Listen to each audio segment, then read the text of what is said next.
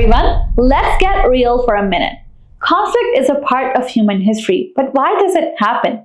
What are the factors that drive people and nations to fight? Today we are going to dig into some of the root causes of conflict. The usual suspects, a few common causes. Economic inequality.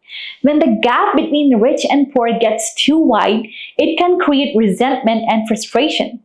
People who feel left behind or excluded from economic opportunities may resort to violence to express their grievances. Political oppression.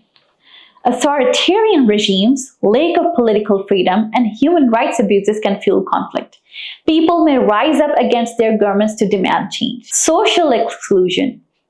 When certain groups are marginalized based on their ethnicity, religion, or other factors, they may feel discriminated against and alienated.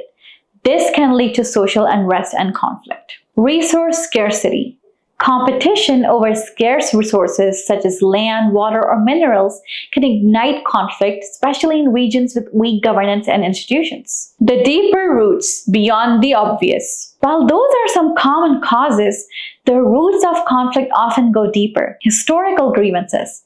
Past injustices such as colonialism, genocide, or forced displacement can create lasting trauma and resentment that can fuel conflict in the present. Identity politics.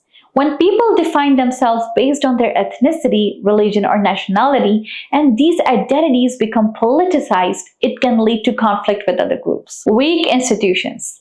When governments are corrupt, inefficient, or unable to provide basic services, people may lose trust in them and resort to violence to resolve disputes. External interference. Foreign powers intervening in other countries' affairs can exacerbate existing conflicts or create new ones. This can happen through military intervention, economic sanctions, or support for one side in a conflict. The complexity of conflict. It's rarely simple. Here's the thing. Conflict is rarely caused by a single factor. It's usually a complex mix of social, economic, political, and historical factors that interact and reinforce each other. Think of it like a pressure cooker. Different factors contribute to building pressure until it finally explodes in the form of violence. To prevent conflict, we need to address these underlying causes and find ways to release the pressure before it reaches a boiling point. Your role in conflict prevention. As future professionals, you have a role to play in preventing conflict and building peace. Analysis. Understand the complex causes of conflict in specific contexts so you can tailor solutions to address the root issues. Early warning. Identify the early warning signs of conflict and take steps to prevent it before it escalates. Peacebuilding. Support initiatives that promote dialogue, reconciliation, and cooperation between different groups. Advocacy. Advocate for policies that address the root causes of conflict, such as reducing inequality, promoting social inclusion, and strengthening institutions. Remember, preventing conflict isn't just about stopping wars.